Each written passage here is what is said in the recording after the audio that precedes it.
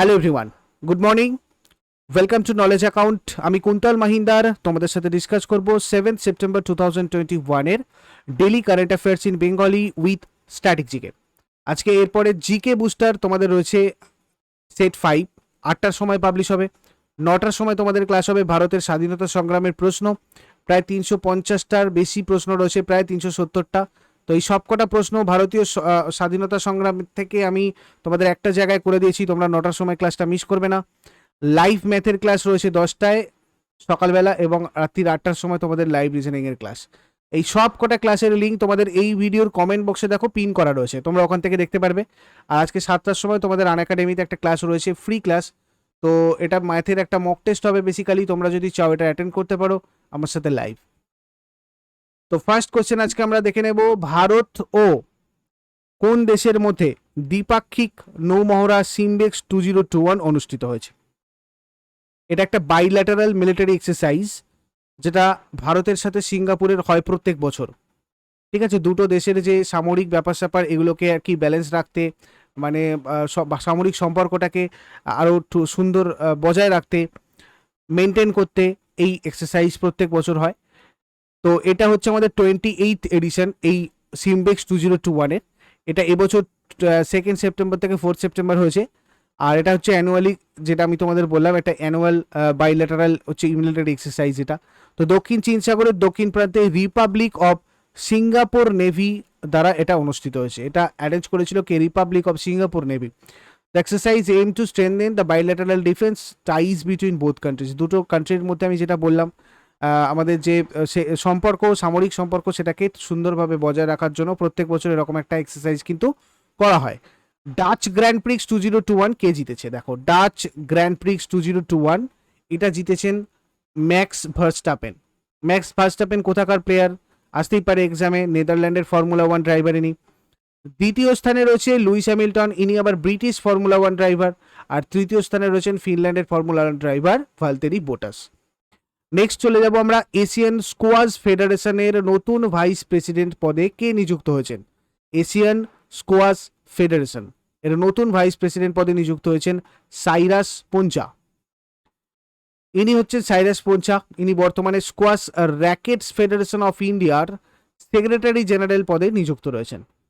তো এই Asian squash federation যেটা, এটার হেডকোয়ার্টার দেখো রয়েছে মালয়েশিয়ার কুয়ালালামপুরে। এই এশিয়ান স্কোয়াশ ফেডারেশনটার সেক্রেটারি জেনারেল রয়েছেন ডানকান চিউ। এবং এশিয়ান হচ্ছে স্কোয়াশ ফেডারেশনের প্রতিষ্ঠা সাল, মানে এটা প্রতিষ্ঠিত হয়েছিল 1980-তে। নেক্সট, যোশিহাইড সুগা কোন দেশের প্রধানমন্ত্রীর পদ থেকে পদত্যাগ করলেন? আমরা জানি যোশিহাইড সুগা কোন দেশের প্রধানমন্ত্রী ছিলেন? জাপানের। তো জাপানের প্রধানমন্ত্রী থেকে ইনি সম্প্রতি পদত্যাগ করেছেন। জাপানের মুদ্রা আমরা একবার দেখে নেব, ইয়েন। আর রাজধানী কি জাপানের? Tokyo. Next, a rude life the memoir এই বইটার লেখককে? A rude life the memoir বইটা লিখেছেন বীর সাংভি। ইনি হচ্ছেন একজন ভারতের অন্যতম স্বীকৃত সাংবাদিক। তো এটা প্রকাশ করেছে বইটা পেঙ্গুইন র্যান্ডম হাউস। নেক্সট চলে যাব, কোন রাজ্য সরকার state food commission website launch করেছে? স্টেট ফুড কমিশন ওয়েবসাইট এটা লঞ্চ করলো সম্প্রতি হিমাচল প্রদেশ। এই হিমাচল প্রদেশের গ্রীষ্মকালীন রাজধানী কি? সিমলা। শীতকালীন রাজধানী? ধর্মশালা। মুখ্যমন্ত্রী জয়রাম ঠাকুর। হিমাচল দিবস 15 এপ্রিল পালন করা হয় 1948। এটা 15ই এপ্রিল হিমাচল আলাদা একটা রাজ্য তৈরি হয়েছিল তখন, সেই কারণে এটাকে হিমাচল দিবস হিসাবে পালন করা হয়। এবং তারপর আবার 25 জানুয়ারি 1971-এ একদম মানে হচ্ছে স্বাধীন রাজ্য হিসাবে এটা প্রকাশ পায় হিমাচল প্রদেশ। তো সেই কারণে এটাকে আমরা প্রতিষ্ঠা দিবস হিসাবে পালন করি হিমাচল প্রদেশের। হিমাচল প্রদেশের রাজ্যপাল এখন রয়েছেন রাজেন্দ্র আর্লেকার। নেক্সট আমরা চলে যাব, know your rights and claim them a guide for youth. কি বললাম? Know your rights and claim them a guide for youth এই বইটার লেখককে? এই বইটা লিখেছেন অ্যাঞ্জেলিনা জোলি। ইউথদের জন্য একটা ইন্সপিরেশনাল বই আমরা এটাকে বলতে পারি। কিভাবে হেলদি থাকতে হয়, কিভাবে নিজেদের লাইফস্টাইলটা ব্যালেন্স রাখতে হয়, সেফ থাকতে হয় কিভাবে, স্টেবল থাকতে হয় কিভাবে, এই ধরনের কিছু পরামর্শ ইনি লিখেছেন অ্যাঞ্জেলিনা জোলি। মানবাধিকার আইনজীবী জেরাল্ডিন ভ্যান বুয়ারেন কিউসির সহযোগিতায়, যিনি অ্যামনেস্টি ইন্টারন্যাশনালের মানবাধিকার একজন আইনজীবী। কেমন? নেক্সট চলে আসবো আমরা, কোন রাজ্যে দুটো নতুন প্রজাতির পিঁপড়ে পাওয়া গেছে? দুটো নতুন প্রজাতির পিঁপড়ে পাওয়া গেছে অরুণাচল প্রদেশের একটা তোমার হচ্ছে ওয়াইল্ড লাইফ স্যাংচুয়ারিতে, যেটার নাম হচ্ছে eagle nest wild life sanctuary. তোমাদের পরীক্ষাতে আসতেই পারে ইগল নেস্ট ওয়াইল্ড লাইফ স্যাংচুয়ারিটা কোথায় রয়েছে। তো এটা রয়েছে আমাদের কোথায়? অরুণাচল প্রদেশে, যেহেতু এটা সম্প্রতি নিউজের মধ্যে রয়েছে। তো এখানে দেখো যে দুটো পিঁপড়ে পাওয়া গেছে, সেই দুটো পিঁপড়ের নাম, একটা হচ্ছে তোমার প্যারাসিসিয়া জেনেসাইয়াহি, আর একটা হচ্ছে সিসিয়া ইন্ডিকা। তো এই একটা সায়েন্টিস্ট, একটা বিজ্ঞানীদের একটা দল এই eagle nest wild life sanctuary থেকে সম্প্রতি এই দুটো নতুন পিঁপড়ে ডিসকভার করেছে। নেক্সট আমরা চলে আসবো, কোন রাজ্য বা কেন্দ্রশাসিত অঞ্চল tourist village network initiative launch করেছে? একটা নতুন উদ্যোগ যেটার নাম ট্যুরিস্ট ভিলেজ নেটওয়ার্ক। তো এটা সম্প্রতি লঞ্চ করেছে জম্মু কাশ্মীর, মানে জম্মু কাশ্মীর রাজ্যে এটা হচ্ছে। লেফটেন্যান্ট গভর্নর মনোজ সিনহা, আমরা কে জানি? জম্মু কাশ্মীরের লেফটেন্যান্ট গভর্নর কে? মনোজ সিনহা। তো এই মনোজ সিনহা মিশন ইউথের অধীনে, মানে এই যেটা হচ্ছে এটা হচ্ছে আমাদের মিশন ইউথ, যেটা আগে বলেছিলাম তোমাদের কারেন্ট অ্যাফেয়ার্সে আলোচনা করা হয়েছে, তো সেটার আন্ডারে এই ট্যুরিস্ট ভিলেজ নেটওয়ার্কটা চালু করেছে। যেটার লক্ষ্য কি দেখো, ঐতিহাসিক মনোরম সৌন্দর্য এবং সাংস্কৃতিক গুরুত্বের জন্য পরিচিত কেন্দ্রশাসিত অঞ্চলের 75টা গ্রামকে পর্যটন গ্রামে রূপান্তরিত করা। ঠিক আছে, যাতে এখানে পর্যটন কেন্দ্র ভালো করে গড়ে উঠতে পারে। জম্মু কাশ্মীরের লেফটেন্যান্ট গভর্নরকে? মনোজ সিনহা। আর জম্মুর শীতকালীন রাজধানী কি? জম্মু। গ্রীষ্মকালীন রাজধানী কি হবে? শ্রীনগর। নেক্সট, কোন রাজ্য সরকার আত্মনির্ভর কৃষি যোজনা লঞ্চ করেছে? আত্মনির্ভর কৃষি যোজনাটা লঞ্চ করেছে সম্প্রতি অরুণাচল প্রদেশ। এই অরুণাচল প্রদেশের রাজধানী হচ্ছে ইটানগর। মুখ্যমন্ত্রী পেমা খান্ডু, রাজ্যপাল বিডি মিশ্র। আগের দিন দেখো তোমাদের এগুলো জিজ্ঞাসা করেছিলাম। নাম্বার 1 কি ছিল আমাদের? ভারতের আর ইন্দোনেশিয়া, ভারত আর ইন্দোনেশিয়ার মধ্যে কততম কর্পেট অনুষ্ঠিত হয়েছে? তো এক্ষেত্রে আমাদের 96 হবে, রিসেন্টলি যে কর্পেটটা হয়েছে। ইন অ্যান আইডিয়াল ওয়ার্ল্ড, এই বইটার লেখক কুনাল বসু। বিশ্বের সর্বকনিষ্ঠ পর্বতারোহী হিসেবে সেরোজ কাশিফ কেটু জয় করেছে। ইনি কোন দেশের পর্বতারোহী? পাকিস্তান। টোকিও অলিম্পিক 2020-তে রবি কুমার দাহিয়া কুস্তিতে কোন পদক জিতেছে? রূপো। তো এগুলো ছিল আগের দিনের কোয়েশ্চেন। আজকে তোমাদের জন্য হোমওয়ার্ক থাকবে, দেখো এগুলো। দ্য লস্ট সোল, এই বইটার লেখককে? লোকসভা টেলিভিশন আর রাজ্যসভা টেলিভিশন একত্রীকরণ হয়েছে এবং সেটার একটা নতুন নাম হয়েছে, সেই নামটা কি? আইএসএল লিগ উইনার শিল্ড 2020-2021 কোন দল জিতেছে? কোন দেশে বিশ্বে প্রথম হংসচঞ্চু মানে প্ল্যাটিপাস অভয়ারণ্য তৈরি হতে চলেছে? এই সব কটার প্রশ্ন তোমরা আজকে আমাকে কমেন্ট বক্সে দাও।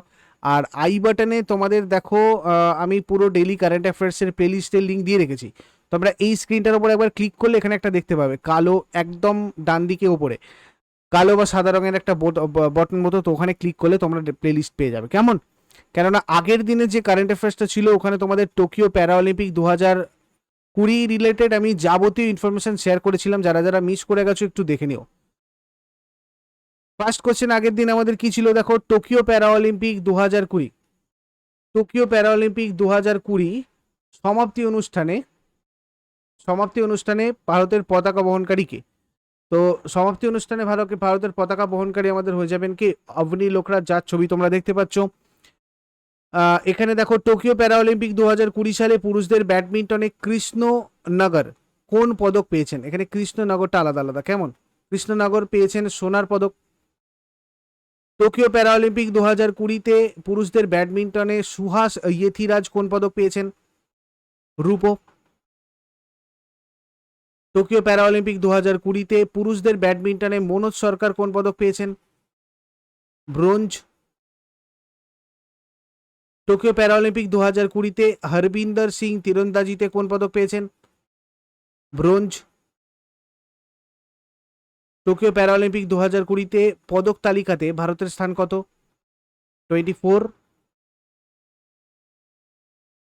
কবে আন্তর্জাতিক দাতব্য দিবস পালন করা হয়? দেখো আগের দিন আমি পুরো অ্যাথলেটদের তালিকা, কি মেডেল পেয়েছে, কোন ইভেন্টে পেয়েছে, এগুলো সবকটা দিয়ে দিয়েছিলাম। তোমরা একটু দেখে নিও যারা যারা আগের দিনের কারেন্ট অ্যাফেয়ার্সটা দেখোনি, কেমন?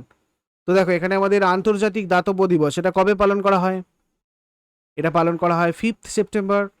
তার সাথে সাথে আমরা ন্যাশনাল টিচার্স ডে পালন করি 5th সেপ্টেম্বরে, জাতীয় শিক্ষক দিবস। কোন রাজ্য সরকার রাজীব গান্ধী নামে সায়েন্স সিটি তৈরি করতে চলেছে? তো এটা তৈরি করছে মহারাষ্ট্র। কোন ই কমার্স কোম্পানি ভারতের কৃষকদের জন্য কিষাণ স্টোর লঞ্চ করেছে? অ্যামাজন।